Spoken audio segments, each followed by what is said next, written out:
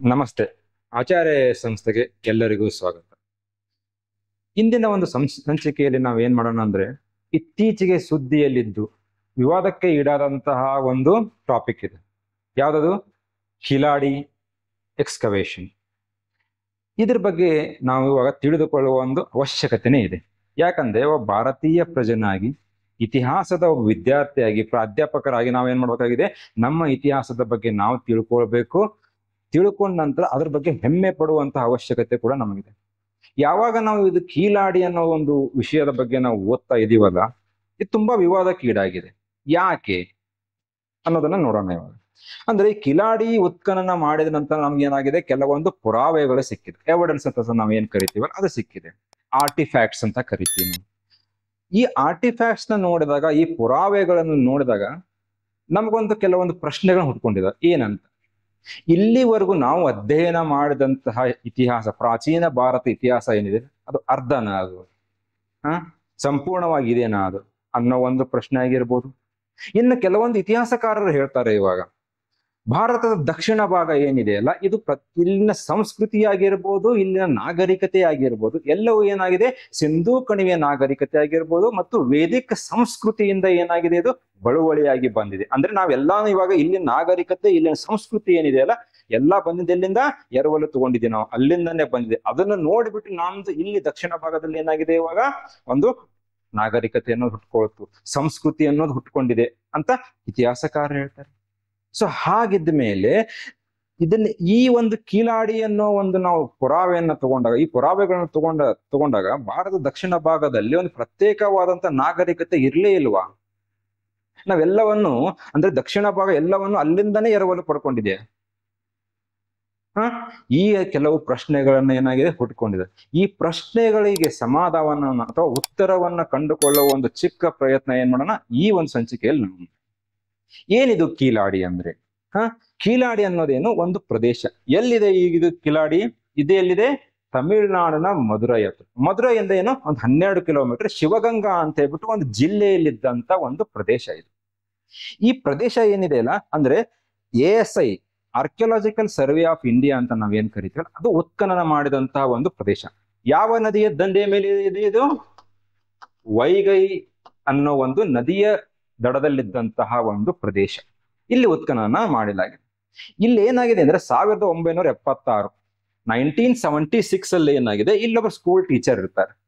ಇವ್ರು ಏನ್ ಮಾಡಿದ್ರು ಅಂದ್ರೆ, ಈ ಒಂದು ಪ್ರದೇಶದಲ್ಲಿ ಏನ್ ಮಾಡಿದ್ದಾರೆ, ಒಂದು ತೋಟವನ್ನ ಮಾಡ್ತಾರೆ, ತೆಂಗನ್ನ ಬೆಳೆಸ್ತಾರೆ. ಬೆಳೆಸ್ಬೇಕಾದ್ರೆ ಕೂಡ ಅವ್ರಿಗೆ ಏನಾಗಿದೆ, ಕೆಲವೊಂದು ಮಡಿಕೆಗಳ ತುಣುಕುಗಳು ಸಿಗುತ್ತೆ, ಪೀಸಸ್ ಅಂತ ನಾವ್ ಏನ್ ಕರಿತೀವಲ್ಲ, ಆ ಪೀಸಸ್ ಸಿಕ್ಕಿದೆ. ಈ ತರ ಪೀಸಸ್ ಸಿಗುತ್ತೆ, ರೆಡ್ ಮತ್ತೆ ಬ್ಲಾಕ್ ಅಲ್ಲಿರುವಂತ ಕೆಲವೊಂದು ಎವಿಡೆನ್ಸಸ್ ಸಿಗುತ್ತೆ. ಅದನ್ನ ತಗೊಂಡೋಗಿ ಅವ್ರು ಏನ್ ಮಾಡ್ತಾರೆ, ASI ಗೆ ಕೊಡ್ತಾರೆ, ಪುರಾತತ್ವ ಇಲಾಖೆ ಕೊಟ್ಟಿರ್ತಾರೆ. ಆದ್ರೆ ಅವಾಗ ಅಷ್ಟೊಂದು ಅವರಿಗೆ ಇಲಾಖೆಗೆ ಏನಾಗುತ್ತೆ, ಇದೊಂದು ಏನೋ ಮಡಿಕೆ ಇರಬಹುದು ಅಂತ ಹೇಳ್ಬಿಟ್ಟು ಅಷ್ಟೊಂದು ಇಂಟ್ರೆಸ್ಟ್ ತೋರಿಸೋದಿಲ್ಲ ಅವಾಗ. ಇದೇ ಏನಾಗುತ್ತೆ, 2014 ಏನಾಗುತ್ತೆ, ಒಬ್ಬ ವ್ಯಕ್ತಿ ಮಹಾರಾಜ ಅಂತ ಅವನ ಹೆಸರಂತೆ, ಆ ವ್ಯಕ್ತಿ ಏನ್ ಮಾಡ್ತಾನೆ, ಈ ತೋಟದಲ್ಲಿನೇ ಅಲಿಬೇಕಾದ್ರೆ ಏನಾಗಿರುತ್ತೆ, ಒಂದು ಎಡುತ್ತಾನೆ. ಎಲ್ಲಿ ಎಡುವುದಾಗ ಏನಾಗುತ್ತೆ, ಒಂದು ಮಡಿಕೆ ಸಿಗುತ್ತಂತೆ. ಆ ಮಡಿಕೆ ಕೂಡ ಏನಿತ್ತು, red and black pottery, red ಮತ್ತೆ ಬ್ಲಾಕ್, ಕಪ್ಪು ಮತ್ತೆ ಕೆಂಪು ಬಣ್ಣದ ಮಡಿಕೆ ಸಿಗುತ್ತೆ. ಇದರಿಂದ ಏನಾಯ್ತು, ಆಗಿನ ಒಂದು ಸಮಯದಲ್ಲಿದ್ದಂತ ಆರ್ಕಿಯಾಲಜಿಕಲ್ ಸರ್ವೆ ಆಫ್ ಇಂಡಿಯಾ ಅದು ಸೂಪರಿಂಟೆಂಡೆಂಟ್ ಇರ್ತಾರೆ ಒಬ್ರು, ಯಾರು, ಅಮರ್ನಾಥ್ ರಾಮಕೃಷ್ಣ ಅಂತ ಹೇಳ್ಬಿಟ್ಟು, ಅವ್ರು ಏನ್ ಮಾಡ್ತಾರೆ, ಇಂಟ್ರೆಸ್ಟ್ ತೋರಿಸ್ತಾರೆ ಇದರಲ್ಲಿ. ಸೊ ಹೋಗಿ ASI ಗೆ ರಿಪೋರ್ಟ್ ಕೊಡ್ತಾರೆ, ಸರ್ ಈ ತರ ಒಂದು ಪಾಟ್ಲಿ ಸಿಕ್ಕಿದೆ, ನಾವು ಇದ್ರ ಬಗ್ಗೆ ಏನ್ ಮಾಡೋಣ, ಒಂದು ಅಧ್ಯಯನ ಮಾಡೋಣ ಅಂತ. ಆವಾಗ ಆ ಒಂದು ಇಲಾಖೆ ಏನ್ ಮಾಡುತ್ತೆ, ಪುರಾತತ್ವ ಇಲಾಖೆ ಏನ್ ಮಾಡುತ್ತೆ, ಈ ಒಂದು ಕೀಲಾಡಿ ಅಂತ ಏನ್ ಪ್ರದೇಶ ಇದೆಯಲ್ಲ, ಊರಿದೆಯಲ್ಲ, ಆ ಒಂದು ತೋಟ ಇದೆಯಲ್ಲ, ಇದನ್ನ ಎಕ್ಸ್ಕವೇಷನ್ ಸೈಟ್, ಇದು ಇಲ್ಲಿ ನಾವು ಉತ್ಖನನ ಮಾಡ್ತೀವಿ ಈ ತಾಣ ಅಂತ ಹೇಳ್ಬಿಟ್ಟು ಅವ್ರು ಏನ್ ಮಾಡ್ತಾರೆ, ಘೋಷಣೆ ಮಾಡಿದ್ರು. ಅಲ್ಲಿಂದ ಏನಾಗುತ್ತೆ, ಇದು ಒಂದು ಉತ್ಖನನ ಮಾಡ್ಲಿಕ್ಕೆ ಪ್ರಾರಂಭವನ್ನ ಮಾಡ್ತಾರೆ. ಯಾವಾಗ 2014 ಉತ್ಖನನ ಮಾಡ್ಲಿಕ್ಕೆ ಪ್ರಾರಂಭವನ್ನ ಮಾಡಿದ್ರು. ಪ್ರಾರಂಭವನ್ನ ಮಾಡಿದಾಗ ಹೋಗ್ತಾ ಅಂದ್ರೆ ಗ್ರಾಜುಯಲಿ ಸಮಯ ಕಳೆದಂಗೆ ಏನಾಯ್ತು, ಇವಾಗ ಡಿಗ್ ಮಾಡ್ತಾ ಬರ್ತಾರೆ. ಇವಾಗ ಅಲ್ಲ 10 ರೌಂಡ್ಸ್, ಅದಕ್ಕೆ ನಾವೇನಂತ ಕರಿತೀವಿ, ಸ್ಟ್ರಾಟಿಗ್ರಾಫಿ ಅಂತ ಕರೀತಾರೆ ಅದಕ್ಕೆ. ಅಂದ್ರೆ ಲೇಯರ್ಸ್ ವೈಸ್, ಹಂತವಾಗಿ ಇವಾಗ ಏನ್ ಮಾಡ್ತಾರೆ, ಅದನ್ನ ಎಕ್ಸ್ಕವೇಷನ್ ಮಾಡ್ತಾ ಬರ್ತಾರೆ. ಅಂದ್ರೆ ಅಗಿಯೋದಂದ ತಕ್ಷಣ ಯಾವ್ದೋ ಒಂದು ಗುದ್ಲು ಸಲಕಿನ ತೆಗೆದು ಅಗಿಯೋದಲ್ಲ, ಲೇಯರ್ ಕೇರ್ಫುಲ್ ಏನ್ ಮಾಡ್ತಾರೆ, ಬ್ರಷಸ್ ತಗೊಂಡು ಅಗಿತಾ ಬರ್ತಾರೆ. ಅಗಿತಾ ಬಂದಾಗ ಏನಾಗುತ್ತೆ, 10 ರೌಂಡ್ಸ್ ಆಫ್ ಡಿಗ್ಗಿಂಗ್ ಮಾಡಿದ ನಂತರ ಏನ್ ಗೊತ್ತಾಗುತ್ತೆ, ಅವ್ರಿಗೆ ಒಂದು ಎವಿಡೆನ್ಸ್ ಸಿಕ್ಬಿಡುತ್ತೆ. ಏನಂತ, ಈ ಒಂದು ಕಿಲಾಡಿ ಅನ್ನೋ ಪ್ರದೇಶ ಏನಿದೆಯಲ್ಲ, ಇದು ಒಂದು ಯಾವುದೇ ಸುಮ್ಮನೆ ಪ್ರದೇಶವಾಗಿರಲಿಲ್ಲ, ಇದು ಹ್ಯಾಬಿಟೇಷನ್ ಅಂಡ್ ಇಂಡಸ್ಟ್ರಿಯಲ್ ಸೈಟ್. ಅಂದರೆ ಜನ ಅಲ್ಲೇನ್ ಮಾಡ್ತಾ ಇದ್ರು, ವಾಸಿಸ್ತಾ ಇದ್ರು, ಮತ್ತೊಂದು ಔದ್ಯೋಗಿಕವಾದಂತಹ ಒಂದು ತಾಣ ಇದು. ಅಂದ್ರೆ ಔದ್ಯೋಗಿಕ ಅಂದ್ರೇನು, ಹಲವಾರು ರೀತಿಯ ಇಂಡಸ್ಟ್ರೀಸ್, ಟೆಕ್ಸ್ಟೈಲ್ ಇರ್ಬೋದು, ಐರನ್ ಇಂಡಸ್ಟ್ರಿ ಇರ್ಬೋದು, ಬೀಡ್ ಮೇಕಿಂಗ್, ಮಣಿಗಳನ್ನ ನಾವು ಆಭರಣ ಮಾಡ್ಲಿಕ್ಕೆ ನಾವು ಏನ್ ಮಣಿಗಳನ್ನ ಬಳಕೆ ಮಾಡ್ತೀವಲ್ಲ, ಆ ಎಲ್ಲಾ ಇಂಡಸ್ಟ್ರೀಸ್ ಇಲ್ಲಿತ್ತು ಅನ್ನೋದಕ್ಕೆ ಎವಿಡೆನ್ಸಸ್ ಏನಾಗುತ್ತೆ, ಇವಾಗ ಸಿಕ್ಬಿಡುತ್ತೆ. ಸೊ ಆ ಎವಿಡೆನ್ಸಸ್ ಯಾವ ರೀತಿ ಇದೆ? ಸೊ ಇಂಡಸ್ಟ್ರಿಯಲ್ ಸೈಟು ಇದೆ, ಹ್ಯಾಬಿಟೇಷನ್ ಅಂದರೆ ಇವಾಗ ಕೀಲಾಡಿಯಲ್ಲಿ ಏನ್ ಸಿಕ್ಕಿದೆ ಅಲ್ಲ, ಇದು ಏನಿದೆ ಕಂಪ್ಲೀಟ್ಲಿ ಏನಿದೆ ಅರ್ಬನ್ ಸೆಟಲ್ಮೆಂಟ್. ಅಂದ್ರೆ ಇಲ್ಲೊಂದು ಏನಿತ್ತು, ನಗರ ಇತ್ತು, ಮತ್ತೆ ನಾಗರಿಕತೆ ಇತ್ತು ಅನ್ನೋದಕ್ಕೆ ನಮ್ಗೆ ಏನಾಗಿದೆ, ಹಲವು ರೀತಿಯಾದಂತಹ ಪುರಾವೆಗಳು ಸಿಗುತ್ತೆ. ಸಿಕ್ಕ ನಂತರ ಏನ್ ಮಾಡ್ಬೇಕು, ಟೆಸ್ಟಿಂಗ್ ಮಾಡ್ಬೇಕು. ಹೇಗ್ ಮಾಡ್ತಾರೆ? ಒಂದು ರೇಡಿಯೋ ಕಾರ್ಬನ್ ಮೆಥಡ್ ಯೂಸ್ ಮಾಡ್ತಾರೆ.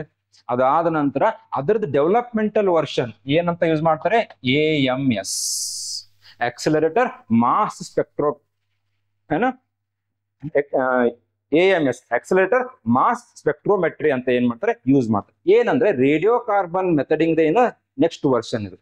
ಇದನ್ನ ಇಂಡಿಯಾದಲ್ಲಿ ಟೆಸ್ಟ್ ಮಾಡೋದ್ರ ಜೊತೆಗೆ ಏನಾಗಿದೆ, ಇದನ್ನ USA ಕೂಡ ಕಳಿಸಿದ್ದಾರೆ. ಅಲ್ಲಿ ಫ್ಲೋರಿಡಾದಲ್ಲಿ ಕೂಡ ಏನ್ ಮಾಡಿದ್ದಾರೆ, ಇದನ್ನ ಟೆಸ್ಟ್ ಮಾಡ್ತಾರೆ. ಈ ಎಲ್ಲಾ ಎವಿಡೆನ್ಸಸ್ ಏನೇನ್ ಸಿಕ್ಕಿದಾವಲ್ಲ, ಅವರು ಕೂಡ ಏನ್ ಹೇಳಿದ್ದಾರೆ ಅಲ್ಲಿನ ಲ್ಯಾಬ್ ರಿಪೋರ್ಟರ್ದಲ್ಲಿ, ಅಂದ್ರೆ ಈ ಒಂದು ಕೀಲಾಡಿ ಏನಿದೆಯಲ್ಲ, it dates back to 580 BCE. ಅಂದರೆ 6ನೇ ಶತಮಾನದವರೆಗೂ ಏನಿದೆ, ಇದು ಪುರಾತನವಾಗಿದೆ ಅಂತ ಕೂಡ ಅವರು ಕೂಡ ಹೇಳಿದ್ದಾರೆ. ಸೊ ನಮ್ಗೆ ಯಾವ ರೀತಿಯಾದಂತ ಎವಿಡೆನ್ಸಸ್ ಸಿಕ್ಕಿದೆ ಅನ್ನೋದನ್ನ ನೋಡೋಣ. ಅದ್ರ ಜೊತೆಗೆ ಇಲ್ಲಿ ಏನು ಸಿಕ್ಕಿದೆ ಅನ್ನೋದಕ್ಕಿಂತ ಇಲ್ಲಿ ಯಾವ ರೀತಿಯಾದಂತ ಸತ್ಯ ಮುಚ್ಚಿ ಹೋಗಿದೆ, ಆ ಯಾವ ರೀತಿ ಸತ್ಯವನ್ನ ನಾವಿವತ್ತು ತಿಳಿದುಕೊಳ್ಳುವ ಅವಶ್ಯಕತೆ ಇರೋದನ್ನ ನೋಡೋಣ. ಸೊ ನಮಗೆ ಸಿಕ್ಕಿರುವಂತ ಎವಿಡೆನ್ಸಸ್ ಏನ್ ಸಿಕ್ಕಿದೆ ಇಲ್ಲಿ, ಒಂದು ಫಸ್ಟ್ ನಾವು ನೋಡೋದಾದ್ರೆ ಇಲ್ಲಿ ನಾವು ಇಂಡಸ್ಟ್ರಿಯಲ್ ಸೈಟ್ ಅಂತ ನಿಮ್ಗೆ ಹೇಳಿದೆ. ಇಂಡಸ್ಟ್ರಿಯಲ್ ಸೈಟ್ ಅಂತ ನೀವು ಹೇಳ್ಬೇಕಾದ್ರೆ ನಮ್ಗೆ ಏನ್ ಸಿಗಬೇಕಲ್ಲಿ, ಪ್ರಾಪರ್ ಆಗಿ ಅಲ್ಲಿ ಒಂದು ವಾಟರ್ ಅವೈಲೇಬಿಲಿಟಿ ಇರಬೇಕು. ಯಾಕಂದ್ರೆ ಇಂಡಸ್ಟ್ರೀಸ್ ಇದಾವೆ, ಜನರು ಇದಾರೆ ಅಂದ್ಮೇಲೆ ಏನಾಗುತ್ತೆ, ಅಲ್ಲಿ ಒಂದು ವಾಟರ್ ಅವೈಲೇಬಿಲಿಟಿ ಇರಬೇಕು. ಸೊ ಹೀಗಾಗಿ ಅಲ್ಲಿ ಎಕ್ಸ್ಕವೇಷನ್ ಅನ್ನ ಮಾಡ್ತಾ ಹೋದಾಗ ಅಲ್ಲಿ ಏನ್ ಎವಿಡೆನ್ಸ್ ಸಿಕ್ಕಿದೆ ಅಂದ್ರೆ ರಿಂಗ್ ವೆಲ್ಸ್ ಅಂತ ಕರೀತಾರೆ ಇದಕ್ಕೆ. ಇಲ್ಲಿ ಏನ್ ಸಿಕ್ಕಿದೆ ಅಲ್ಲ ನಮ್ಗೆ, ಇದಕ್ಕೇನಂತೆ ರಿಂಗ್ ವೆಲ್ಸ್. ಅಂದ್ರೆ ಅಂಡರ್ ಗ್ರೌಂಡ್ ವಾಟರ್ ನ ಡ್ರೈನ್ ಮಾಡ್ಲಿಕ್ಕೆ ಅವ್ರು ಏನ್ ಮಾಡಿದ್ರು, ಅಗಿತಾ ಹೋಗ್ತಾರೆ. ನಮಗಿಲ್ಲಿ ಕಾಣ್ತಾ ಇರೋದು ಚಿಕ್ಕದ ಕಾಣ್ತಾ ಇದೆ, ಆದ್ರೆ ಇನ್ನೂ ನಾವು ಜಾಸ್ತಿ ಅಗದಾಗ ಏನಾಗುತ್ತೆ, ಇದು ಡೀಪ್ ಹೋಗುತ್ತೆ. ಸೊ ಅಂಡರ್ ಗ್ರೌಂಡ್ ವಾಟರ್ ನ ಡ್ರೈನ್ ಮಾಡ್ಲಿಕ್ಕೆ ಅವ್ರು ಏನ್ ಮಾಡ್ತಿದ್ರು, ಈ ತರವಾದಂತ ರಿಂಗ್ ವೆಲ್ಸ್ ನ ಅವ್ರು ಏನ್ ಮಾಡಿದಾರೆ, ಕನ್ಸ್ಟ್ರಕ್ಟ್ ಮಾಡ್ತಾ ಇದ್ದಾರೆ. ಈ ಗ್ರೌಂಡ್ ವಾಟರ್ ನ ಏನು ಡ್ರೈನ್ ಮಾಡ್ತಾ ಇದಾರಲ್ಲ, ಡ್ರೈನ್ ಮಾಡಿ ಇವಾಗ ಬೇರೆ ಬೇರೆ ಪ್ರದೇಶಗಳಿಗೆ ಅದಕ್ಕೆ ಏನ್ ಮಾಡ್ಬೇಕು, ಸಪ್ಲೈ ಮಾಡ್ಬೇಕು. ಸಪ್ಲೈ ಮಾಡ್ಬೇಕಂದ್ರೆ ಇಲ್ಲಿ ಕಾಣ್ತಾ ಇದೆ ಅಲ್ಲ ನಿಮ್ಗೆ, ಈ ರೀತಿಯಾಗಿ ಅವ್ರು ಏನ್ ಮಾಡ್ತಾರೆ, ಚಾನಲ್ಸ್ ಮಾಡ್ಕೊಂಡಿದ್ದಾರೆ. ಅಂದ್ರೆ ಬೇರೆ ಕಡೆ ವಾಟರ್ ಏನ್ ಮಾಡ್ಬೇಕು, ಇವಾಗ ಸಪ್ಲೈ ಮಾಡ್ಲಿಕ್ಕೆ ಚಾನಲ್ಸ್ ಮಾಡಿದ್ದಾರೆ. ಇವಾಗ ಚಾನಲ್ಸ್ ಮಾಡಿದಾರ ಅಂದ ತಕ್ಷಣ ಇವಾಗ ಎಲ್ಲಾ ಕಡೆ ಡ್ರೈನ್ ಮಾಡ್ಲಿಕ್ಕೆ ಈ ತರ ಚಾನಲ್ಸ್ ನ ಮಾಡ್ಲಿಕ್ಕೆ ಆಗೋದಿಲ್ಲ. ಸೊ ಅದಕ್ಕೆ ಅವ್ರು ಏನ್ ಮಾಡ್ತಾ ಇದ್ರು, ಪೈಪ್ಸ್ ನ ಕೂಡ ಯೂಸ್ ಮಾಡಿದ್ದಾರೆ. ಯಾವ ರೀತಿ ಪೈಪ್ಸ್ ನ ಕೂಡ ಅವ್ರು ಯೂಸ್ ಮಾಡ್ತಾ ಇದ್ರು ಅಂದ್ರೆ, ಇಲ್ಲಿದೆ ನೋಡಿ, ಅಂದ್ರೆ ಮಡಿಕೆಗಳನ್ನ ಜೋಡಿಸ್ತಾ ಬಂದಿದ್ದಾರೆ ನೋಡಿ. ಈ ಒಂದು ಮಡಿಕೆ ಇದೆ, ಇಲ್ಲೊಂದು ಮಡಿಕೆ ಇದೆ, ಮಡಿಕೆಗಳನ್ನ ಜೋಡಿಸ್ತಾ ಇದ್ರು. ಹೇಗೆ ಜೋಡಿಸ್ತಾ ಇದ್ರು, ಕ್ಲೇನ, ಫೈನ್ ಕ್ವಾಲಿಟಿ ಆಫ್ ಕ್ಲೇ, ಜೇಡಿ ಮಣ್ಣು ಅಂತ ಕರಿತೀವಿ ಗೊತ್ತಾ ನಾವು. ಹಳ್ಳಿಗಳಲ್ಲಿ ಹೋದಾಗ ಮನೆಗಳನ್ನ ನಿರ್ಮಾಣ ಮಾಡ್ತಾ ಇದ್ರು, ಆ ಮಣ್ಣುಗಳನ್ನ ಬಳಕೆ ಮಾಡಿ ಮಡಿಕೆಗಳನ್ನ ಜೋಡಿಸ್ಬಿಟ್ಟು ನೀರ್ನ ಸಪ್ಲೈ ಮಾಡ್ತಾ ಬರ್ತಾ ಇದ್ದಾರೆ. ಸೊ ಇದ್ರ ನಾವು ಇವಾಗ ಇಂಡಸ್ ವ್ಯಾಲಿ ಸಿವಿಲೈಸೇಷನ್ ನೋಡ್ತೀವಿ, ಇವಾಗ ಸಿಂಧು ಕಣಿವೆ ನಾಗರಿಕತೆಯಲ್ಲಿ ಏನು ಅಲ್ಲಿ ಒಂದು ಡ್ರೈನೇಜ್ ಸಿಸ್ಟಮ್ ಇತ್ತು ಅಂತ ಹೇಳ್ಬಿಟ್ಟು. ಈ ಪೈಪ್ಸ್ ನ ಅವರು ಫ್ರೆಶ್ ವಾಟರ್ ನ ಡ್ರೈನ್ ಮಾಡ್ಲಕ್ ಮಾತ್ರ ಯೂಸ್ ಮಾಡ್ತಾ ಇರಲಿಲ್ಲ, ಮನೆಯಿಂದ ಏನ್ ಸಿವೇಜ್ ವಾಟರ್ ಇತ್ತಲ್ಲ ಅದನ್ನು ಕೂಡ ಹೊರಗಡೆ ಡ್ರೈನ್ ಮಾಡ್ಲಿಕ್ಕೆ ಕೂಡ ಅವ್ರು ಏನ್ ಮಾಡಿದ್ದಾರೆ, ಈ ರೀತಿಯಾದಂತಹ ಪೈಪ್ಸ್ ನ ಯೂಸ್ ಮಾಡಿದ್ದಾರೆ. ಸೊ ಇದರಿಂದ ನಮ್ಗೆ ಏನ್ ಗೊತ್ತಾಗುತ್ತೆ, ಇದು ಒಂದು ನಗರ ಇತ್ತು, ನಾಗರಿಕತೆ ಇತ್ತು ಅಂದ್ರೆ ಕಂಪ್ಲೀಟ್ಲಿ ಏನಾಗಿದೆ, ಇದು ಡೆವಲಪ್ ಆಗಿದೆ ಅಂತ ಹೇಳಲಾಗತ್ತೆ. ಸೊ ಇದರ ಜೊತೆಗೆ ಮತ್ತೆ ನಮಗೆ ಏನು ಎವಿಡೆನ್ಸ್ ಸಿಕ್ಕಿದೆ, ಇಂಡಸ್ಟ್ರಿ ಅಂತ ಹೇಳಿಕೆಯಲ್ಲಿ ನಮಗೆ ಹಲವು ರೀತಿಯಾದಂತಹ ಒಂದು ಆರ್ಟಿಫ್ಯಾಕ್ಟ್ಸ್, ಕಲಾಕುಶಲ ಕೃತಿಗಳು ಅಂತ ಸಿಕ್ಕಿದೆ. ಏನ್ ಸಿಕ್ಕಿದೆ, ಸ್ಪಿಂಡಲ್ ಹೋಲ್ಸ್. ಅಂದರೆ ಇವಾಗ ನೇಯ್ಗೆ ಮಾಡ್ಬೇಕಾದ್ರೆ ನೋಡಿ, ಮಷಿನ್ ಇರುತ್ತೆ ನಮಗೆ, ಹೊಲಿಗೆ ಮಷಿನ್, ಅದ್ರ ಮೇಲೆ ಏನ್ ಮಾಡಿರ್ತೀವಿ ನಾವು, ಆ ಒಂದು ಏನು ಬಟ್ಟೆನ ನೇಯ್ಗೆ ಮಾಡ್ಲಿಕ್ಕೆ ಕೆಲವೊಂದು ದಾರಗಳನ್ನ ಬಳಕೆ ಮಾಡ್ತೀವಿ, ಸುತ್ತಿರ್ತೀವಿ, ಅದನ್ನ ಯೂಸ್ ಮಾಡಿದ್ದಾರೆ. ಅದಾದ್ಮೇಲೆ ಹೊಲಿಗೆ ಮಾಡ್ಲಿಕ್ಕೆ ನಮ್ಗೆ ಏನ್ ಬೇಕು, ಪಿನ್ ಬೇಕು. ಸೊ ಅವ್ರು ಏನ್ ಮಾಡ್ತಾ ಇದ್ರು, ಐರನ್ ಮತ್ತೆ ಬೋನ್ಸ್ ನ ಯೂಸ್ ಮಾಡ್ಕೊಂಡು ಏನ್ ಮಾಡಿದ್ದಾರೆ, ನೇಯ್ಗೆ ಮಾಡ್ತಾ ಇದ್ರು. ಸೊ ಹೀಗಾಗಿ ಕಿಲಾಡಿಯಲ್ಲಿ ನಮ್ಗೆ ಏನ್ ಸಿಕ್ಕಿದೆ, ಟೆಕ್ಸ್ಟೈಲ್ ಇಂಡಸ್ಟ್ರಿ ಇತ್ತು ಅನ್ನೋದಕ್ಕೆ ನಮ್ಗೆ ಏನಾಗಿದೆ, ಎವಿಡೆನ್ಸ್ ಸಿಕ್ಕಿದೆ, ಬೋನು ಮತ್ತೆ ಐರನ್. ಸೊ ಐರನ್ ಇಲ್ಲಿ ಸಿಕ್ಕಿದೆ ಅಂದ್ರೆ ಅವ್ರಿಗೆ ಏನರ್ಥ, ಸ್ಮೆಲ್ಟಿಂಗ್, ಅದನ್ನ ಹೇಗೆ ಕರಗಿಸ್ಬೇಕು ಅನ್ನೋದ್ರ ಅರ್ಥನೂ ಗೊತ್ತಿದೆ. ಸೊ ನಾವು ಇವಾಗ ಸಿಂಧು ಕಣಿವೆ ನಾಗರಿಕತೆ ಹೋದಾಗ ಅವರಿಗೆ ಐರನ್ ಬಗ್ಗೆ ಯಾವುದೇ ರೀತಿಯಾದಂತಹದ್ದು ಏನಾಗಿತ್ತು, ಇನ್ಫಾರ್ಮೇಶನ್ ಇರ್ಲಿಲ್ಲ. ಹೌದಾ? ಆದ್ರೆ ಇಲ್ಲಿ ಏನಾಗಿದೆ, ಬಂದಿದೆ. ಅಂದ್ರೆ ವೇದಿಕ್ ಕಲ್ಚರ್ ಟೈಮ್ ಪೀರಿಯಡ್ ಅಲ್ಲಿ ಏನಾಗಿದೆ, ಇಲ್ಲಿ ಆಲ್ರೆಡಿ ಇಲ್ಲೇ ಒಂದೇನಾಗಿದೆ, ಸಂಸ್ಕೃತಿ ಡೆವಲಪ್ ಆಗ್ತಾ ಇದೆ. ಸೈಮಲ್ಟೇನಿಯಸ್ಲಿ ಏನಾಗ್ತಾ ಇದೆ, ಡೆವಲಪ್ ಆಗ್ತಾ ಇದೆ ತಾನೇ. ಸೊ ಐರನ್ ಇದೆ, ಬೋನ್ ಇದೆ. ಈ ಟೆಕ್ಸ್ಟೈಲ್ ಜೊತೆಗೆ ಮತ್ತೆ ಇಂಡಸ್ಟ್ರಿ ಜೊತೆಗೆ ಏನಾಗಿದೆ, ಇಲ್ಲಿ ಗ್ಲಾಸ್ ಬೀಡ್ಸ್ ಮತ್ತೆ ಗೋಲ್ಡ್ ಆರ್ಟಿಫ್ಯಾಕ್ಟ್ಸ್ ಅಂದ್ರೆ ಮಣಿಗಳನ್ನ ಬಳಕೆ ಮಾಡಿ ಏನ್ ಮಾಡಿದ್ದಾರೆ, ಇವಾಗ ಆಭರಣಗಳ ತಯಾರಿಕೆ ಕೂಡ ಮಾಡ್ತಾ ಇದ್ದಾರೆ. ಸೊ ಇವಾಗ ಆಭರಣಗಳನ್ನ ತಯಾರಿಕೆ ಮಾಡ್ತಾ ಇದ್ದಾರೆ ಅಂದ್ರೆ ತಮ್ಮಷ್ಟಕ್ಕೆ ತಾವು ಅದನ್ನ ಯೂಸ್ ಮಾಡಿರ್ಬೋದು, ಇಲ್ಲ ಬೇರೆ ಬೇರೆ ದೇಶಗಳಿಗೆ ಕೂಡ ಅದನ್ನ ಅವರು ಏನ್ ಮಾಡ್ಬೋದು, ಎಕ್ಸ್ಪೋರ್ಟ್ ಮಾಡಿರ್ಬೋದು. ಇವಾಗ ಬೇರೆ ದೇಶಗಳಿಗೆ ಎಕ್ಸ್ಪೋರ್ಟ್ ಮಾಡಿದಾರಂದ್ರೆ ಅದಕ್ಕೊಂದು ಏನಾದ್ರು ಆಧಾರಗಳು ಬೇಕಲ್ವಾ ಇವಾಗ. ಸೊ ಹೀಗಾಗಿ ಏನಾಗಿದೆ, ಬೇರೆ ಯಾವ ಒಂದು ಪ್ರದೇಶಗಳ ಜೊತೆಗೆ ಅವರೊಂದು ಟ್ರೇಡ್ ರಿಲೇಷನ್ಸ್ ಇತ್ತು, ವ್ಯಾಪಾರ ವಹಿವಾಟನ್ನು ಮಾಡ್ತಾ ಇದೆ ಅಂದ್ರೆ ಅಫ್ಘಾನಿಸ್ತಾನ್ ಜೊತೆ ಅವರೊಂದು ಟ್ರೇಡ್ ರಿಲೇಷನ್ಸ್ ಇತ್ತು ಅಂತ ಹೇಳಲಾಗುತ್ತೆ. ಹೇಗೆ ಹೇಳಲಾಗುತ್ತೆ ಅಂದ್ರೆ, ಲ್ಯಾಪಿಸ್ ಲಜೂಲಿ ಅನ್ನುವಂತ ಸೆಮಿ ಪ್ರೀಶಿಯಸ್ ಸ್ಟೋನ್, ಇದು ನೀಲಿ ಬಣ್ಣದ ಬರುತ್ತೆ.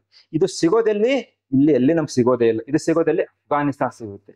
ಆ ರೀತಿಯಾದಂತ ಸೆಮಿ ಪ್ರೀಶಿಯಸ್ ನ ಸ್ಟೋನ್ಸ್ ತಗೊಂಡ್ಬಂದ್ಬಿಟ್ಟು ಇಲ್ಲಿ ಅವ್ರು ಏನ್ ಮಾಡಿದ್ರೆ ಆಭರಣಗಳಿಗಾಗಿರ್ಬೋದು, ಇಲ್ಲ ಡೆಕೋರೇಷನ್ಗೋಸ್ಕರ, ಅಲಂಕಾರಕ್ಕೋಸ್ಕರ ಏನ್ ಮಾಡಿದ್ರೆ ಬಳಕೆಯನ್ನ ಮಾಡಿದ್ದಾರೆ. ಇದ್ರ ಎವಿಡೆನ್ಸ್ ಎಲ್ಲಿ ಸಿಕ್ಕಿದೆ, ಇವಾಗ ನಮಗೆ ಕೀಲಾಡಿಯಲ್ಲಿ ಸಿಕ್ಕಿದೆ. ಸೊ ಹೀಗಾಗಿ ಅವರ ಒಂದು ವ್ಯಾಪಾರ ವಹಿವಾಟು ಏನಿತ್ತು ಅಫ್ಘಾನಿಸ್ತಾನ್ ಜೊತೆಗಿತ್ತು ಅಂತ ಹೇಳಿದಾಗ, ಇದರ ಜೊತೆಗೆ ನಮಗೇನ್ ಸಿಕ್ಕಿದೆ, ಕೀಲಾಡಿದಲ್ಲಿ ಕೆಲವೊಂದು ನಾಣ್ಯಗಳು ಸಿಕ್ಕಿದಾವೆ, ಬೆಳ್ಳಿಯ ನಾಣ್ಯಗಳು. ಇದರ ಮೇಲೆ ಏನಿದೆ, ರೋಮನ್ ಸಾಮ್ರಾಜ್ಯದ ಜೊತೆಗೆ ಏನಿತ್ತು ಅವರು ವ್ಯಾಪಾರ ವಹಿವಾಟು ಇತ್ತು ಅಂತ ಕೂಡ ಏನಾಗುತ್ತೆ ಇಲ್ಲಿ ಹೇಳುವಂತಹ ಒಂದು ಪುರಾವೆ ನಮಗೆ ಸಿಕ್ಕಿದೆ. ಇವಾಗ ವ್ಯಾಪಾರ ವಹಿವಾಟು ಮಾಡ್ತಾ ಇದ್ದಾರೆ ಅಂದ ಮೇಲೆ ಯಾವ್ದಾದ್ರು ಒಂದು ಹಿಂದಿನ ಕಾಲದಲ್ಲಿ ಮಾಡ್ತಾ ಇದ್ರ, ವೇದಿಕ ಆಗಿರ್ಬೋದು, ಇಲ್ಲ ಪ್ಯಾಲಿಯೋಲಿಥಿಕ್, ನಿಯೋಲಿಥಿಕ್, ಮೀಸೋಲಿಥಿಕ್ ಅಂತ ಓದ್ತೀವಿ. ಅಲ್ಲೇನಾದ್ರೂ ವ್ಯಾಪಾರ ವಹಿವಾಟು ಇತ್ತ? ಇಲ್ಲ. ವ್ಯಾಪಾರ ವಹಿವಾಟು ಮಾಡ್ತಾ ಇದ್ದಾರೆ ಅಂದ ಮೇಲೆ ಅಲ್ಲೇನಾಗ್ತಾ ಇದೆ, ಇವಾಗ ಡೆವಲಪ್ಮೆಂಟ್ ಆಗಿದೆ, ಅಭಿವೃದ್ಧಿ ಆಗಿದೆ, ಬೇರೆ ಬೇರೆ ರೀತಿಯಾದ ಇಂಡಸ್ಟ್ರೀಸ್ ಇದಾವೆ. ಅದರ ಜೊತೆಗೆ ನಾವು ಡ್ರೈನೇಜ್ ಸಿಸ್ಟಮ್ ನ ನೋಡಿದೀವಿ ಇವಾಗ. ಸೊ ಡ್ರೈನೇಜ್ ಸಿಸ್ಟಮ್ ಇದೆ ಅಂದ್ಮೇಲೆ ಅಗ್ರಿಕಲ್ಚರ್ಗೂ ಅದೇ ಆದಂತ ಒಂದು ಇಂಪಾರ್ಟೆನ್ಸ್ ಕೂಡ ಕೊಟ್ಟಿರ್ಬೋದಲ್ವಾ ಇವಾಗ. ಸೊ ಹೇಗೆ ನಾವು ಇವಾಗ ಅಗ್ರಿಕಲ್ಚರ್ ಅಲ್ಲಿ ಇತ್ತು ಅಂತ ಹೇಳಲಾಗುತ್ತೆ ಅಂದ್ರೆ, ಈ ಒಂದು ಪಿಕ್ಚರ್ ನ ನೋಡಿ. ಗೋಡೆಗಳಲ್ಲಿ ಏನ್ ಮಾಡಿದಾರೆ ಅವರು, ಮಡಿಕೆಗಳನ್ನ ಮಾಡಿದ್ದಾರೆ. ಗೋಡೆಗಳಲ್ಲಿ ಮಡಿಕೆಗಳನ್ನ ಹೂತಿಟ್ಟಿದ್ದಾರೆ ಅಂದ್ಮೇಲೆ ಮಡಿಕೆಗಳನ್ನ ನಾವ್ ಏನಕ್ಕೆ ಮಾಡ್ತೀವಿ, ಏನಾದ್ರು ಸ್ಟೋರ್ ಮಾಡ್ಲಿಕ್ಕೆ ಮಾಡ್ಬೇಕಲ್ಲ. ಇವಾಗ ನಾವು ನಿಯೋಲಿಥಿಕ್ ಅಲ್ಲಿ ಓದ್ತೀವಿ, ನಿಯೋಲಿಥಿಕ್ ಕ್ರಾಂತಿ ಅಂತ ಓದ್ತೀವಿ. ಅದೇ ನಿಯೋಲಿಥಿಕ್ ಏನು ನವಶಿಲಾಯುಗದಲ್ಲಿ ಏನೈತೆ ಮಡಿಕೆಗಳನ್ನ ತಯಾರಿ ಮಾಡ್ಲಿಕ್ಕೆ ಪ್ರಾರಂಭ ಮಾಡಿದ್ರಿ. ಯಾಕೆ? ಅಗ್ರಿಕಲ್ಚರ್ ಪ್ರೊಡಕ್ಷನ್ ಜಾಸ್ತಿ ಆಗಿರುತ್ತೆ, ಕೃಷಿಯಲ್ಲಿ ತೊಡಗಿಸ್ಕೊಂಡಿರ್ತಾರೆ ಜನ. ಆ ಒಂದು ಕೃಷಿಯಲ್ಲಿ ತೊಡಗಿಸ್ಕೊಂಡಿದ್ರಿಂದ ಏನಾಗಿತ್ತು, ಅವರು ತಾವು ಏನ್ ಬೆಳೆಗಳನ್ನ ಬೆಳೆದತ್ತಲ್ಲ ಅದನ್ನ ಸ್ಟೋರ್ ಮಾಡ್ಲಿಕ್ಕೆ ಏನಾದ್ರು ಸಾಧನ ಬೇಕು, ಅದಕ್ಕೆ ಮಡಿಕೆಗಳು ಬೇಕು. ಸೊ ಇಲ್ಲಿ ಏನಾಗಿದೆ, ಮಡಿಕೆಗಳು ಸಿಕ್ಕಿದೆ ಅಂದ್ರೆ ಏನಾದ್ರು ಸ್ಟೋರ್ ಮಾಡ್ಲಿಕ್ಕೆ ತಾನೆ. ಇದೇ ಬೀಡ್ಸ್ ಆಗಿರ್ಬೋದು, ಆ ಮಣಿಗಳಾಗಿರ್ಬೋದು, ಇಲ್ಲ ಬೆಳೆದಂತ ಬೆಳೆಗಳಾಗಿರ್ಬೋದು, ಅದನ್ನ ಸ್ಟೋರ್ ಮಾಡ್ಲಿಕ್ಕೆ ಅವ್ರು ಏನ್ ಮಾಡ್ತಾ ಇದ್ದಾರೆ, ಇಲ್ಲಿ ಮಡಿಕೆಗಳನ್ನ ತಯಾರಿ ಮಾಡ್ತಾ ಇದ್ದಾರೆ. ಸೊ ಹೀಗಾಗಿ ಅಲ್ಲಿ ಏನಾಯ್ತು, ಒಂದು ಅಗ್ರಿಕಲ್ಚರ್, ಇರಿಗೇಷನ್ ಇತ್ತು, ಅಗ್ರಿಕಲ್ಚರ್ ಇತ್ತು ಅಂತ ಕೂಡ ಏನಾಗ್ತಾ ಇದೆ, ಇವಾಗ ನಮ್ಗೆ ಎವಿಡೆನ್ಸ್ ಸಿಕ್ಕಿದೆ. ಸೊ ಇದೇ ರೀತಿಯಾಗಿ ಏನಾಯ್ತು, ಇಂಡಸ್ಟ್ರೀಸ್ ಕೂಡ ಇತ್ತು. ಸೊ ಇಂಡಸ್ಟ್ರೀಸ್ ಇದೆ ಅಂದ ತಕ್ಷಣ ಏನಾಗಿದೆ, ಅಲ್ಲಿ ಒಂದು ನಾಗರಿಕತೆ ಇದೆ, ಡೆವಲಪ್ಮೆಂಟ್ ಇದೆ ಅಂತ ಹೇಳ್ಬೋದು. ಯಾಕಂದ್ರೆ ಇಂಡಸ್ಟ್ರಿಯಲ್ ಸಿವಿಲೈಸೇಷನ್ ತಗೊಂಡಾಗ ಏನಾಗಿತ್ತು, ಹರಪ್ಪ, ಮೊಹೆಂಜೋದಾರೋ, ಧೊಲಾವಿರಾ, ಲೋತಾಲು, ಕಾಲಿಬಂಗನ್, ಹಲವಾರು ಪ್ರದೇಶಗಳೇನಾಗಿತ್ತು, ಬೇರೆ ಬೇರೆಯಾದಂತಹ ಒಂದು ನಾಗರಿಕತೆಗಳ ಜೊತೆಗೆ ಏನಾಗಿತ್ತು, ಅವರು ವ್ಯಾಪಾರ ವಹಿವಾಟವನ್ನ ಮಾಡ್ತಾ ಇದ್ರು. ಇಲ್ಲಿ ಕೂಡ ಏನಾಗಿದೆ, ಇವರು ಈ ರೀತಿಯಾದ ಇಂಡಸ್ಟ್ರೀಸ್ ಇದಾವಂದ್ಮೇಲೆ ವ್ಯಾಪಾರ ವಹಿವಾಟು ಇರಲೇಬೇಕು. ಈ ಇಂಡಸ್ಟ್ರಿಯಲ್ ಸೈಟ್ ನಿಂದ ವೆಸ್ಟ್ಗೆ ಅಂದ್ರೆ ಪಶ್ಚಿಮಕ್ಕೆ ಸ್ವಲ್ಪ ದೂರದಲ್ಲಿ ಏನಾಗಿದೆ, ನಮಗೆ ಹ್ಯಾಬಿಟೇಷನ್ ಅಂದ್ರೆ ಜನರು ವಾಸ ಮಾಡುವಂತಹ ಒಂದು ಸೈಟ್ ಕೂಡ ಸಿಕ್ಕಿದೆ. ಇದನ್ನು ವಾಸ ಮಾಡೋದು ಹೇಗೆ ಹೇಳ್ತೀರಾ ಅಂದ್ರೆ, ಮನೆಗಳು ಹೇಗಿತ್ತು, ಏನು ಬಳಕೆ ಮಾಡಿದ್ದಾರೆ ಅಂತ ಕೂಡ ಅಲ್ಲಿ ಏನ್ ಮಾಡಿದೆ ಅಂದ್ರೆ ಎವಿಡೆನ್ಸ್ ಸಿಕ್ಕಿದೆ. ಅಂದ್ರೆ ಮನೆಗಳನ್ನ ಅವರು ಒಂದು ಸಿಂಗಲ್ ಫ್ಲೋರ್ ಆಗಲ್ಲ, ಮಲ್ಟಿ ಫ್ಲೋರ್ ಆಗಿ ಕೂಡ ಅವ್ರು ಏನ್ ಮಾಡಿದ್ದಾರೆ, ಒಂದು ಮನೆಗಳ ನಿರ್ಮಾಣ ಮಾಡ್ತಾ ಇದ್ರಂತೆ. ಅದು ಮಲ್ಟಿ ಫ್ಲೋರ್ ಅಂದ್ರೆ ಹಲವು ಅಂತಸ್ತಿನ ಒಂದು ಬಿಲ್ಡಿಂಗ್ ಗಳನ್ನ ಹೇಗೆ ನಿರ್ಮಾಣ ಮಾಡಿ ನಮ್ಗೆ ಹೇಗೆ ಗೊತ್ತಾಗುತ್ತೆ ಅಂದ್ರೆ, ಒಂದು ಲೇಯರ್ ಏನು ಸಿಕ್ಕಿದೆ ಅಲ್ಲ, ಇಲ್ಲಿ ಲೇಯರ್ ಸಿಗ್ತಾ ಇದಾವಲ್ಲ, ಇಲ್ಲಿ ಏನ್ ಮಾಡಿದೆ, ಒಂದು ಲೇಯರ್ ಕೆಳಗಡೆ ಭಾಗ ಒಂದು ಕಲರ್ ಇದ್ರೆ ಇನ್ನೊಂದು ಭಾಗ ಬೇರೆ ಕಲರ್ ಇದೆ. ಸೊ ಹೀಗಾಗಿ ಇದರ ಆಧಾರದ ಮೇಲೆ ಏನ್ ಹೇಳ್ತಾ ಇದ್ದಾರೆ, ಇದು ಮಲ್ಟಿ ಸ್ಟೋರಿಡ್ ಬಿಲ್ಡಿಂಗ್ ಇತ್ತು, ಹಲವಾರು ಅಂತಸ್ತುಗಳನ್ನ ಹೊಂದಿದತ್ತು. ಅದರ ಜೊತೆಗೆ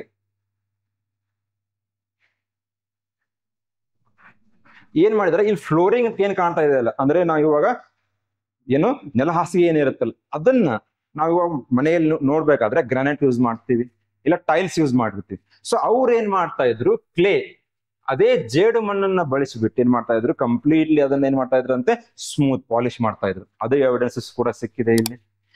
ಅದೇ ವಾಟರ್ ಚಾನಲ್, ಅದೇ ಪೈಪ್ಸ್ ನ ಯೂಸ್ ಮಾಡ್ಕೊಂಡು ಏನ್ ಮಾಡ್ತಾ ಇದ್ರಂತೆ, ಇಲ್ಲಿ ವಾಟರ್ ಸಪ್ಲೈ ಕೂಡ ಮಾಡ್ತಾ ಇದ್ರಂತೆ. ಮಡಿಕೆಗಳು ಸಿಕ್ಕಿದ್ರೆ ವಾಸ ಮಾಡ್ತಾ ಇದ್ರು ಅಂತ ತಾನೇ ಇವಾಗ ಅರ್ಥ ನಮ್ಗೆ. ಇದು ಆದ ಮೇಲೆ ಟ್ರೇಡ್ ಆಯ್ತು, ಹ್ಯಾಬಿಟೇಷನ್ ಆಯ್ತು. ಸೊ ಹೀಗಾಗಿ ಪ್ರಶ್ನೆ ಏನು ಉದ್ಭವ ಆಗ್ತಾ ಇದೆ ಇಲ್ಲಿ, ಇದು ಒಂದು ಅಂದ್ರೆ ಫ್ಲೋರಿಡಾ ಲ್ಯಾಬ್ ಪ್ರಕಾರ, ಅಂದ್ರೆ ಅವ್ರು ಹೇಳಿರೋ ಪ್ರಕಾರ ಎಷ್ಟಿದೆ, 580 BCE ಅಂತ ಇದೆ. ಇದನ್ನ ಕನ್ಫರ್ಮ್ ಮಾಡಿದ್ದೆ ಯಾರು, ಮತ್ತೆ ಅಂದ್ರೆ ಇದು ಕಾಂಟ್ರವರ್ಸಿ ಆಗಲಿ ಸ್ಟಾರ್ಟ್ ಆಯ್ತು, ವಿವಾದ ಹುಟ್ಕೊಳ್ಳಿಕ್ ಸ್ಟಾರ್ಟ್ ಆದಾಗ ಮಡ್ರಾಸ್ ಹೈಕೋರ್ಟ್ ಅಲ್ಲಿ ಏನಾಗುತ್ತೆ, ಒಂದು PIL ಫೈಲ್ ಆಗುತ್ತೆ. ಏನಂತ, ಈ ತರ ASI ಅಥವಾ ಕೇಂದ್ರ ಸರ್ಕಾರ ಏನ್ ಮಾಡಿದೆ, ಇದನ್ನ ಸ್ಟಾಪ್ ಮಾಡಿದೆ. ಸೊ ಅವಾಗ ಮಡ್ರಾಸ್ ಹೈಕೋರ್ಟ್ ದವರು ತಮಿಳುನಾಡು ಗವರ್ನಮೆಂಟ್ ಗೆ ಹೇಳ್ತಾರಂತೆ, ಇದನ್ನ ಟೇಕ್ ಓವರ್ ಮಾಡ್ತೀರಾ ಅಂತ ಹೇಳ್ಬಿಟ್ಟು. ಅವಾಗ ಏನಾಗುತ್ತೆ, ಮಡ್ರಾಸ್ ಹೈಕೋರ್ಟ್ ಹೇಳಿದ ತಕ್ಷಣ ಏನ್ ಮಾಡುತ್ತೆ, ತಮಿಳುನಾಡು ಆರ್ಕಿಯಾಲಜಿಕಲ್ ಡಿಪಾರ್ಟ್ಮೆಂಟ್ ಏನ್ ಮಾಡುತ್ತೆ, ಇದನ್ನ ಟೇಕ್ ಓವರ್ ಮಾಡ್ಬಿಟ್ಟು ಏನ್ ಮಾಡ್ತಾರೆ, ಅವ್ರು ಹೇಳ್ತಾರೆ ಇವಾಗ ಇದೇ ಏನಾಗಿತ್ತು, ಒಂದು ಹ್ಯಾಬಿಟೇಷನ್ ಮತ್ತೆ ಇಂಡಸ್ಟ್ರಿಯಲ್ ಸೈಟ್ ಆಗಿತ್ತು. ಅದರ ಜೊತೆಗೆ ಇದ್ದದ ಟೈಮ್ ಪೀರಿಯಡ್ ಏನಿದೆ, ಅವ್ರು ಹೇಳುವ ಪ್ರಕಾರ 6th century BCE to 1st century BCE, ಕ್ರಿಸ್ತಪೂರ್ವ 6ನೇ ಶತಮಾನದಿಂದ ಕ್ರಿಸ್ತಪೂರ್ವ 1ನೇ ಶತಮಾನದವರೆಗೂ ಏನಿದೆ ಇದು ಇದೆ. ಆದರೆ ಅಮರನಾಥ್ ರಾಮಕೃಷ್ಣ ಅವರ ಪ್ರಕಾರ ಇದೇನಿದೆ, ಇದು ಇಷ್ಟಕ್ಕೆ ನಿಲ್ಲದಲ್ಲ, 6th BC ಅಲ್ಲ, ಇದು 8th BC, ಅಂದ್ರೆ ಕ್ರಿಸ್ತಪೂರ್ವ 8ನೇ ಶತಮಾನದಿಂದ ಪ್ರಾರಂಭವಾಯಿತು ಅಂತ ಹೇಳ್ಬಿಟ್ರು ಅವರ ಪ್ರಕಾರ. ಆದರೆ ಇಲ್ಲಿ ಏನು 6th century BC to 1st century BC, ಈ ಟೈಮ್ ಪೀರಿಯಡ್ ಅಲ್ಲಿ ನಮಗ್ ಬರೋದು ಯಾವುದು, ಸಂಗಮ್ ಯುಗ ಅಂತ ಕರಿತೀವಿ. ಇಲ್ಲಿವರೆಗೂ ಏನಾಗಿತ್ತು, 3rd century BCE ಇಂದ ಹಿಡಿದು 3rd century CE ಕಾಮನ್ ಎರ, ಕ್ರಿಸ್ತಪೂರ್ವ 3ನೇ ಶತಮಾನದಿಂದ ಕ್ರಿಸ್ತ ಶಕ 3ನೇ ಶತಮಾನದ ಸಂಗಮ ಯುಗ ಇತ್ತು ಅಂತ ಹೇಳಲಾಗುತ್ತೆ. ಈ ಸಂಗಮ ಯುಗದಲ್ಲಿ ಏನಾಗಿತ್ತು, 3 ರಾಜಮನೆತನಗಳು ಆಳ್ವಿಕೆ ಮಾಡ್ತಾ ಇದ್ರು ಅಂತ ಬರೆದಿದ್ದಾರೆ. ಯಾವುದು, ಚೋಳರು, ಚೇರರು ಮತ್ತೆ ಪಾಂಡ್ಯರು. ಇದು ನಮ್ಗೆ ಎಲ್ಲಿಂದ ಮಾಹಿತಿ ಸಿಗುತ್ತೆ, ತಮಿಳಿನ ಒಂದು ಸಾಹಿತ್ಯದಿಂದ. 3rd century BC ಇಂದ ಹಿಡಿದು 3rd century CE ಕಾಮನ್ ಎರಾವರೆಗೂ ಈ ಒಂದು ಯುಗಕ್ಕೆ ತಮಿಳ್ ಸಾಹಿತ್ಯದ ಸುವರ್ಣ ಯುಗ ಅಂತ ಕರೀತಾರೆ. ಯಾಕಂದ್ರೆ ಅಲ್ಲಿ 3 ಸಂಗಮಗಳಾಗತ್ತೆ. ಆ 3 ಸಂಗಮ ಅಂದ್ರೆ ಎಲ್ಲಾ ಕವಿಗಳು ಬಂದು ಸೇರ್ತಾ ಇದ್ರಂತೆ. ಸೇರ್ಬೇಕಾದ್ರೆ ಏನಾಗುತ್ತೆ, ಆ ಕವಿಗಳು ಬಂದು ಏನ್ ಮಾಡ್ತಾ ಇದ್ರಲ್ಲಿ, ತಮ್ಮ ಸಾಹಿತ್ಯಿಕ ಕೃತಿಗಳ ರಚನೆ ಮಾಡ್ತಾ ಇದ್ರು. ತಿರುವಳ್ಳೂರು, ಶಿಲಾಪದಿಕಾರಂ, ಮಣಿಮೇಘಲೈ ಅಂತ ಹಲವಾರು ರೀತಿಯಾದಂತ ತಮಿಳ್ ಸಾಹಿತ್ಯ ಕೃತಿಗಳ ರಚನೆ ಆಗಿದೆ. ಆ ಸಾಹಿತ್ಯ ಕೃತಿಗಳ ಪ್ರಕಾರ ನಮಗೇನಿತ್ತು, 3 ರಾಜಮನೆತನಗಳಿತ್ತು ಅಂತ ಮಾಹಿತಿ ಸಿಗುತ್ತೆ. ಅಂದರೆ ಈ ಕಾಲಘಟ್ಟಕ್ಕೆ ಸಂಬಂಧಪಟ್ಟಂತೆ ನಮಗೆ ಇಲ್ಲಿವರೆಗೂ ಏನಾಗಿದೆ, ಸಾಹಿತ್ಯಿಕ ಮೂಲಗಳು ಅಥವಾ ಸಾಹಿತ್ಯಿಕ ಪುರಾವೆಗಳು ಮಾತ್ರ ಇತ್ತು ಹೊರತು ಯಾವುದೇ ರೀತಿಯಾದಂತ ಆರ್ಕಿಯಾಲಜಿಕಲ್ ಎವಿಡೆನ್ಸಸ್ ಇರಲಿಲ್ಲ. ಯಾವಾಗ ಇದು ಸಿಕ್ಕಿದೆಯಲ್ಲ, ಇದು ಎಲ್ಲಿ ಕೀಲಾಡಿ ಸಿಕ್ಕಿದೆಯಲ್ಲ, ಇದ್ರ ಏನಾಗಿದೆ 6th century BC to 1st century BC. ಅಂದರೆ ನಮಗೆ ಇವಾಗ ಸಂಗಮ್ ಏಜ್ ಗೆ ಸಂಬಂಧಪಟ್ಟಂತೆ ಸಾಹಿತ್ಯಿಕ ಪುರಾವೆಗಳ ಜೊತೆಗೆ ಏನಾಗಿದೆ, ನಮಗೆ ಇವಾಗ ಪುರಾತತ್ವ ಇಲಾಖೆ ಪುರಾವೆಗಳು ಸಿಕ್ಕಿದೆ, ಆರ್ಕಿಯಾಲಜಿಕಲ್ ಎವಿಡೆನ್ಸಸ್ ಇದೆ, ಮತ್ತೆ ನಮಗೇನೆ ಲಿಟರರಿ ಸೋರ್ಸಸ್ ಬಂತು. ಈ ತರವಾದಂತಹ ನಮಗೆ ಎವಿಡೆನ್ಸಸ್ ಸಿಕ್ತಿಲ್ಲ. ಇದು ಕಾಂಟ್ರವರ್ಸಿ ಯಾಕೆ ಆಗ್ತಾ ಇದೆ, ವಿವಾದ ಯಾಕೆ ಆಗ್ತಾ ಇದೆ ಅನ್ನೋದನ್ನ ನಾವಿಲ್ಲಿ ನೋಡುವಂತ ಒಂದು ಪ್ರಶ್ನೆ. ನಿಮ್ಗೆ ವಿಡಿಯೋ ಸ್ಟಾರ್ಟಿಂಗ್ ಅಲ್ಲಿ ನಿಮ್ಗೊಂದು ಪ್ರಶ್ನೆಯನ್ನ ಕೇಳಿದ್ದೆ, ಏನಂತ, ಕೆಲವೊಂದು ಇತಿಹಾಸಕಾರರ ಪ್ರಕಾರ ಭಾರತದ ದಕ್ಷಿಣ ಭಾಗದಲ್ಲಿ ಏನೋ ಒಂದು ಸಂಸ್ಕೃತಿ, ಒಂದು ನಾಗರಿಕತೆ ಹುಟ್ಕೊಂಡಿದೆ ಅಲ್ಲ, ಅದು ನಮ್ಗೆ ಎಲ್ಲಿಂದ ಬಂದಿದೆ, ಸಿಂಧೂ ಕಣಿವೆ ನಾಗರಿಕತೆ ಮತ್ತು ವೇದಿಕ್ ನಾಗರಿಕತೆ, ವೇದಿಕ್ ಸಂಸ್ಕೃತಿಯಿಂದ ಬಂದಿದೆ ಅಂತ ಹೇಳ್ತಾರೆ. ಅದರ ಜೊತೆಗೆ ಸಿಂಧೂ ಕಣಿವೆ ನಾಗರಿಕತೆಯ ಜೊತೆಗೆ ಆ ಒಂದು ನಾಗರಿಕತೆಗೆ ಏನ್ ಹೇಳ್ತಾರೆ, ಮೊದಲನೆಯ ನಗರೀಕರಣದ ಹಂತ ಅಂತ ಹೇಳ್ತಾರೆ, ಫಸ್ಟ್ ಫೇಸ್ ಆಫ್ ಅರ್ಬನೈಸೇಷನ್. ಯಾಕೆ, ಹಲವಾರು ರೀತಿಯ ನಗರಗಳು ಹುಟ್ಟುಕೊಂಡು, ಹೌದಾ. ಅದರದ್ದು ಟೈಮ್ ಪೀರಿಯಡ್ ಏನಿದೆ, industrial civilisation 3300 BCE to 1700 BCE, ಹೌದಾ. ಇದು ಮೊದಲನೇ ನಗರೀಕರಣದ ಹಂತ. ಇದಾದ ಮೇಲೆ ಬರೋದು ಯಾವ್ದು ನಮ್ಗೆ, ವೇದಿಕ್ ಸಿವಿಲೈಸೇಷನ್. ಅಲ್ಲಿ 2 ಬರುತ್ತೆ ನಮ್ಗೆ, ಅರ್ಲಿ ವೇದಿಕ್ ಮತ್ತೆ ಲೇಟರ್ ವೇದಿಕ್. ಅಂದರೆ 1500 ಟು 1000 BCE ಇದು ಯಾವುದು, ಅರ್ಲಿ ವೇದಿಕ್. 1000 ಟು 500 BCE ನಮಗಿದೇನು, ಲೇಟರ್ ವೇದಿಕ್ ಪೀರಿಯಡ್. ಇಲ್ಲೇನಾಗ್ಬಿಟ್ಟು ನಗರೀಕರಣ ಹಂತ ಆಗುತ್ತೆ. ಇಲ್ಲೇನಾಗುತ್ತೆ, ಹಲವಾರು ರೀತಿಯ ಕೆಲವೊಂದು ಸಿದ್ಧಾಂತಗಳಿದಾವೆ. ಅಂದ್ರೆ ಸಿಂಧೂ ಕಣಿವೆ ನಾಗರಿಕತೆ ಹೇಗೆ ಪತನವಾಯ್ದು ಹೋಯ್ತು ಅಂತ ಹೇಳ್ಬಿಟ್ಟು, ಆರ್ಯನರು ಬಂದ್ರು, ಪ್ರವಾಹ ಬಂತು, ಯಾವುದೇ ಒಂದು ಮಹಾಮಾರಿ ಬಂತು ಅಂತ. ಆದ್ರೆ ನಮ್ಗೆ ಇದಾದ ನಂತರ ಬಂದಿದ್ದ ಯಾವುದು, ವೇದಿಕ್. ಇದು ಏನಾಯ್ತು, ಕಂಪ್ಲೀಟ್ಲಿ ರೂರಲ್ ಇದು. ಇದಾದ್ಮೇಲೆ ಬರೋದು ಯಾವ್ದು ನಮ್ಗೆ ಮಹಾಜನಪದಗಳು. ಅಂದ್ರೆ 16 ಜನಪದಗಳು ಹುಟ್ಕೊಳ್ಳುತ್ತೆ. ಮಗಧ, ವೈಶಾಲಿ, ಈ ತರ ಹಲವಾರು, ವಜ್ಜಿ, ಅಸ್ಮಾಕ ಅಂತೇಳಿ ಹಲವಾರು ರೀತಿ ಮಹಾಜನಪದಗಳು ಹುಟ್ಕೊಂಡು, ಅದಕ್ಕೆ ಏನಂತ ಕರೀತಾರೆ, ನಗರೀಕರಣದ 2ನೇ ಹಂತ ಅಂತ ಕರೀತಾರೆ. ಅದು ಬಂದಿದ್ದು ಯಾವಾಗ? 6th century BC, 6ನೇ ಶತಮಾನದಲ್ಲಿ.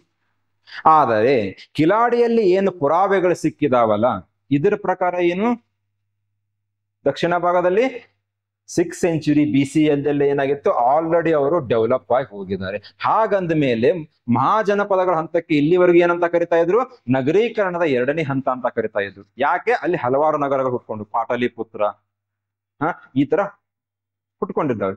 ಅದಕ್ಕೆ ಮಹಾಜನಪದಗಳ ಅಂದ್ರೆ ಈ ಒಂದು ಕಾಲಘಟ್ಟಕ್ಕೆ, ಯಾವುದು 6th century BC ಇಂದ ಇದಕ್ಕೆ ಏನಂತ ಕರೀತಾರೆ, ನಗರೀಕರಣದ 2ನೇ ಹಂತ ಅಂತ ಕರೆದ್ರು. ಆದ್ರೆ ಇಲ್ಲೇನಾಗಿದೆ, ಆಲ್ರೆಡಿ ಡೆವಲಪ್ ಆಗಿದೆ.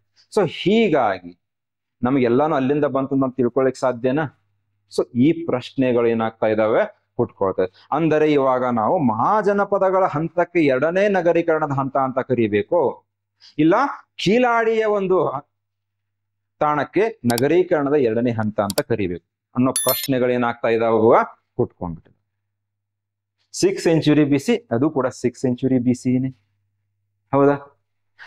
ಅದರ ಜೊತೆಗೆ ಇಲ್ಲಿ ಉಗಮವಾದಂತ ಇನ್ನೊಂದು ಕೆಲವೊಂದು ಏನು ಪ್ರಶ್ನೆಗಳಿದಾವಂದ್ರೆ, ಒಬ್ರು ಇಂಡೋಲಾಜಿಸ್ಟ್ ಇದ್ದಾರೆ, ಅಂದ್ರೆ ಭಾರತದ ಇತಿಹಾಸ ಬಗ್ಗೆ ಅಧ್ಯಯನ ಮಾಡುವವರು, ಬಾಲಕೃಷ್ಣ ಅಂತ ಹೇಳ್ಬಿಟ್ಟು. ಅವ್ರು ಏನ್ ಹೇಳಿದಾರೆ, ಅವರೊಂದು ಬುಕ್ ಬರೆದಿದ್ದಾರೆ, journey of civilisation from Indus to Vaigai. Sindhu ಕಣಿವೆಯಿಂದ ಹಿಡಿದು ವೈಗೈ ಕಣಿವೆವರೆಗಿದ್ದಂತಹ ಒಂದು ನಾಗರಿಕತೆಯ ಒಂದು ಪಯಣ ಅಂತ ಹೇಳ್ಬಿಟ್ಟು ಒಂದು ಪುಸ್ತಕ ಬರೆದರು.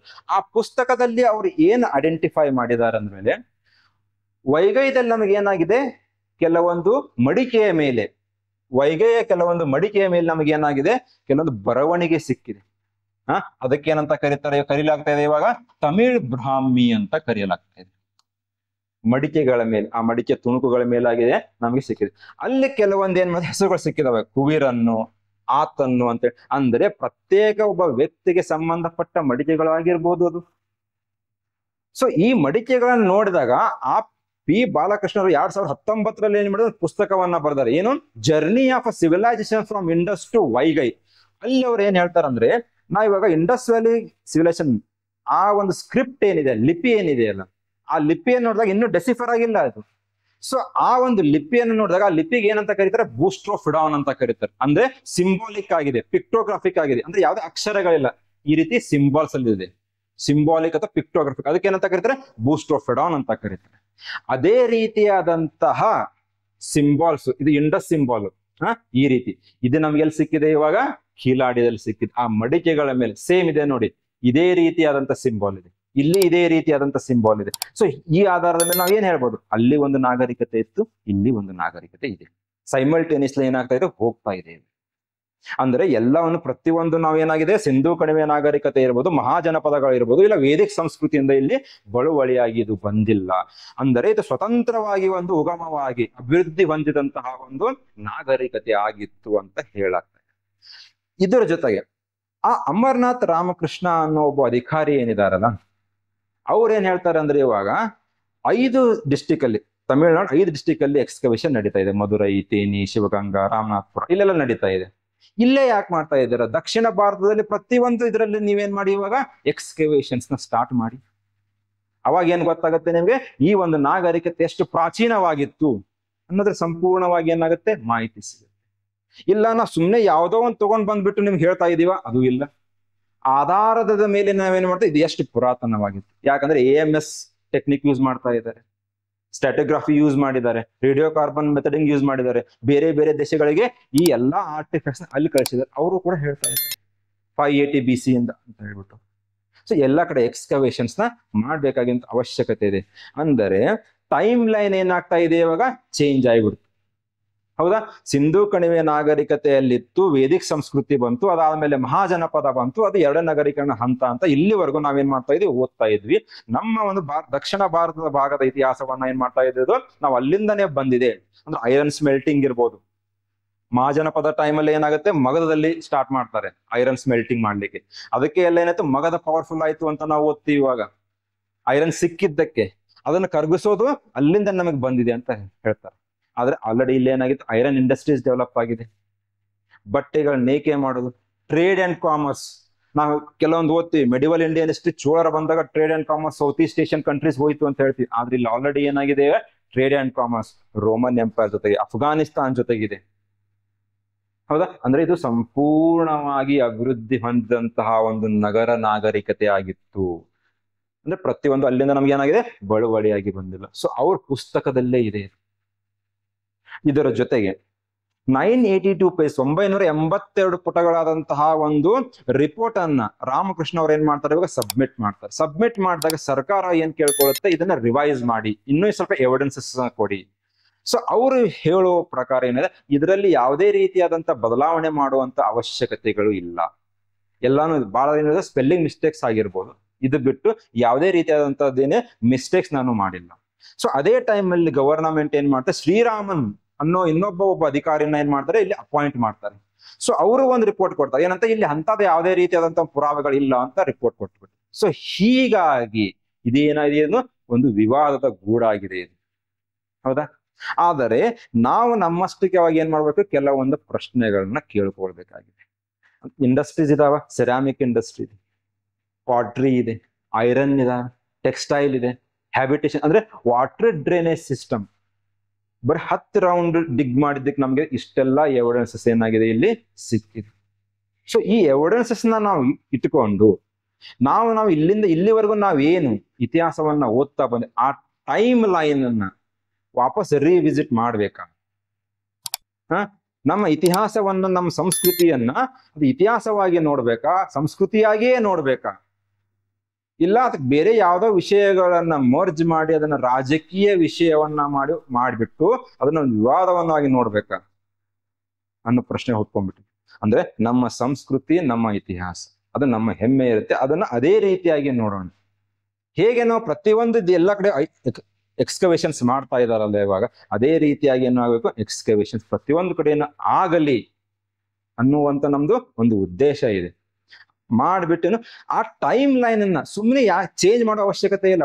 ವಿಜ್ಞಾನ ಏನ್ ಹೇಳುತ್ತೆ, ವೈಜ್ಞಾನಿಕ ಒಂದು ಪುರಾವೆಗಳು ಏನ್ ಹೇಳ್ತಾ ಇದ್ದಾವೆ, ಆ ಆಧಾರದ ಮೇಲೆ ಟೈಮ್ ಲೈನ್ ಅಂದ್ರೆ ಇವಾಗ ಆ ಒಂದು ಅದು ಮೊದಲನೇ ನಗರೀಕರಣದ ಹಂತ, ಎರಡನೇ ನಗರೀಕರಣದ ಹಂತ, ನಾವಿಂತ ಏನು ಓದಿದ್ದೀವಲ್ಲ ಅದನ್ನ ಚೇಂಜ್ ಮಾಡೋ ಅವಶ್ಯಕತೆ ಇದೆ ಅನ್ನೋದನ್ನ ನೋಡ್ಬೇಕಾಗಿದೆ. ಸೊ ನಾನು ಕೇಳುವಂತ ಒಂದು ಪ್ರಶ್ನೆ ಏನು ಅಂದ್ರೆ, ನಮ್ಮ ಇತಿಹಾಸ, ನಮ್ಮ ಸಂಸ್ಕೃತಿ, ನಮ್ಮ ಪರಂಪರೆಯನ್ನು ಅದೇ ರೀತಿ ನೋಡ್ಬೇಕೋ, ಇಲ್ಲ ಅದನ್ನ ಒಂದು ರಾಜಕೀಯ ವಿಷಯವನ್ನಾಗಿ ಮಾಡಿ ವಿವಾದವನ್ನ ಸೃಷ್ಟಿ ಮಾಡ್ಬೇಕಾ? ಸೊ ನಿಮ್ಮ ಅಭಿಪ್ರಾಯವನ್ನ ಏನ್ ಮಾಡಿವ ಕಮೆಂಟ್ ಬಾಕ್ಸ್ ಅಲ್ಲಿ ತಿಳಿಸಿ. ಓಕೆ, ಮುಂದಿನ ಸಂಚಿಕೆಯಲ್ಲಿ ನಾನು ಇದೇ ರೀತಿಯಾದಂತಹ ಹಲವಾರು ಟಾಪಿಕ್ ನ ನಿಮ್ಮ ಮುಂದೆ ನಾವು ಆಚಾರ್ಯ IAS ಅಕಾಡೆಮಿಯಿಂದ ತಗೊಂಡ್ಬರ್ತೀವಿ. ಧನ್ಯವಾದ.